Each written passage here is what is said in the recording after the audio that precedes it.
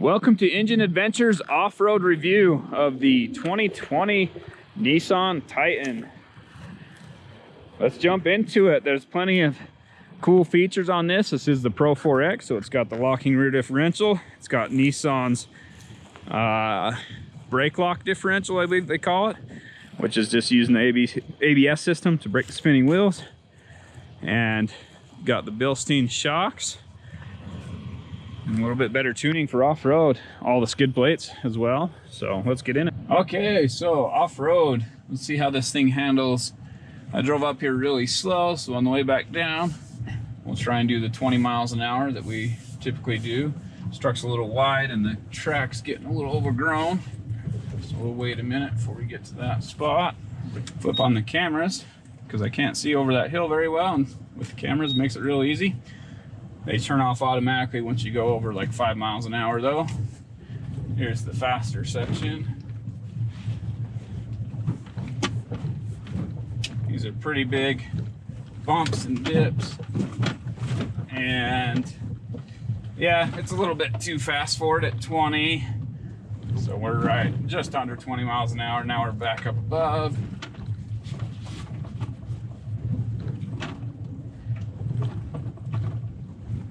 And it's doing really well. Shocks are handling this, the suspension's handling this really well. It's much smoother than the Ram Revel. Heard the skid plate touch there. So it does have really good tuning, and maybe the ground clearance is a little low on this. This clip shows how much the wheels do travel over the fairly rough terrain at high speeds, and there is a lot of wheel travel there, and the wheels manage to stay on the ground pretty well. This truck rides fairly smooth for going over this rough stuff.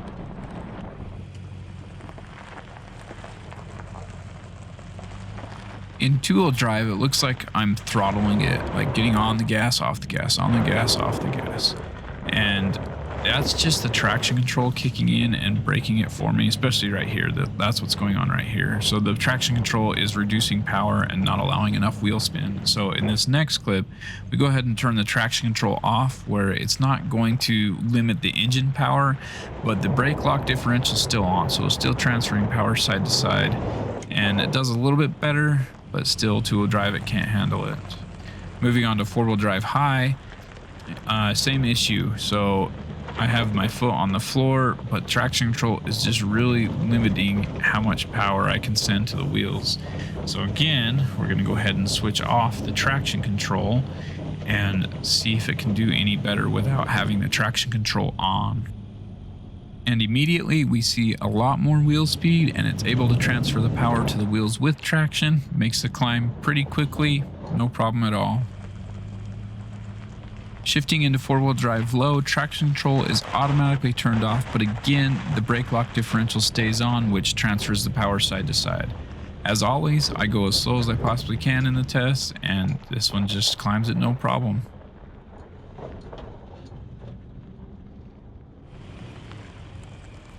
The rear differential can only be locked in four-wheel drive low, so here we are, four-wheel drive low with the rear diff lock. And it still does the brake lock differential, but with three wheels locked together, you're going to see very little action from that. And especially in this easy little climb, it just goes right up it. Let's go ahead and move on to the steep hill climb now. And here we'll start in two-wheel drive as always. Never had a vehicle make it very far in two-wheel drive, and this is the same as all the other ones. Again, try it with traction control on. The traction control is just totally cutting the throttle, so turn the traction control off. Get a lot more wheel speed, but still not able to climb. And then move it into four-wheel drive high, and it just pulls out of this position, no problem. However, we quickly run into the same problem with four-wheel drive high. With traction control, it's just cutting the engine too much, not getting enough power to the wheels, and then the brake lock differential is not able to transfer power side to side. And I get stopped basically here at the base of the ruts, where it gets tricky and a little bit difficult to climb.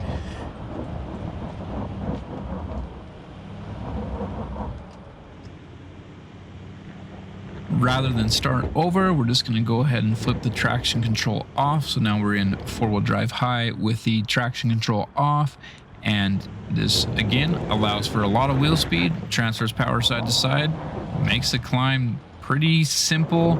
I mean, there's still a lot of wheel speed, which makes it slip a little bit side to side, and it takes some throttle consistency, just holding the throttle there at 2,000-ish RPM, but climbs right up.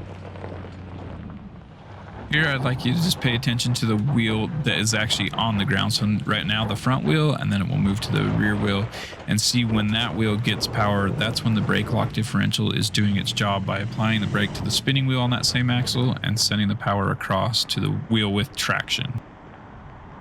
We are now in four-wheel drive low again. Traction control is automatically off in four-wheel drive low, but look at the difference in the slipping wheel speed in four-wheel drive low versus four-wheel drive high. The electronic brake lock differential is much more aggressive in four-wheel drive low.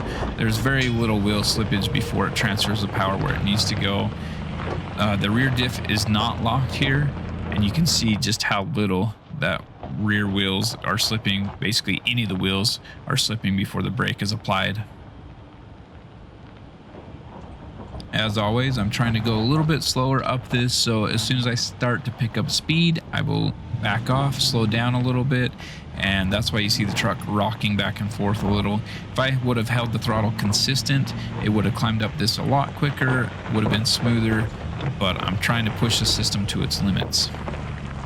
And now for the mode that you should really be in whenever you're doing this type of a climb, something this steep. Four-wheel drive low with the rear diff locked. This still does have the brake lock differential when needed, but you really just don't need it with the three wheels being locked together and making this climb just so easy.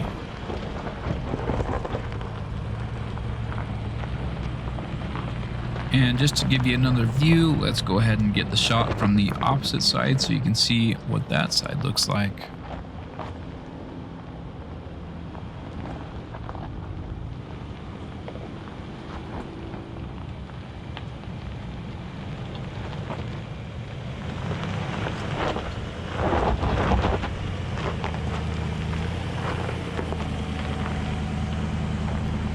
For the final climb on the outside view of this hill, let's go ahead and go all the way up and crest the top so you can see the breakover angle and see how low these steps actually are.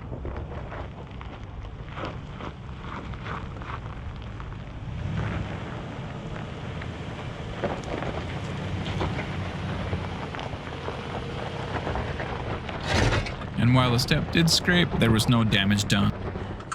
I'm locked down into first gear in manual mode. Hopefully I can clear this. I like that I can put my seatbelt on. A lot of vehicles, when they're on this angle, you can't. So let's see if I can avoid scratching it. And we're good. Okay, so I'm not quite ready yet, but I'm gonna let off the throttle or the brakes entirely.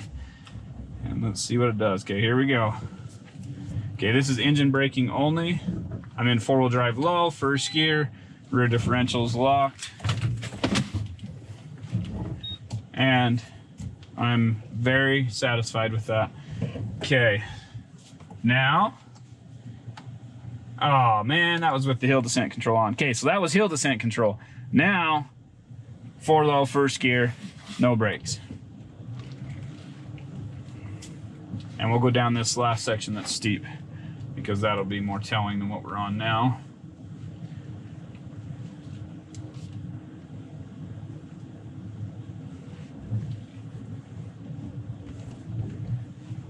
And yeah, that was really good. It's not the very best. I believe the Frontier even did a little better than that. But that is much better than the Tundra and Sequoia. Better than the Ram Rebel, I would say. I mean, a lot of those vehicles all have the downhill assist, which helps, makes a big difference there. But if you can just use mechanical systems, lock it down into first gear, four-wheel drive low, and be able to crawl down that, that's much better. All right, real quick, rather than driving over this, we can just climb under it. So, starting from the front, this big skid plate covers everything up here. Your radiator, whoa, slip, your radiator, your oil filter. That might be on the trans. Anyway, some steering components, all that get protected there. Skid plates all the way back, protecting that's the front differential, center differential,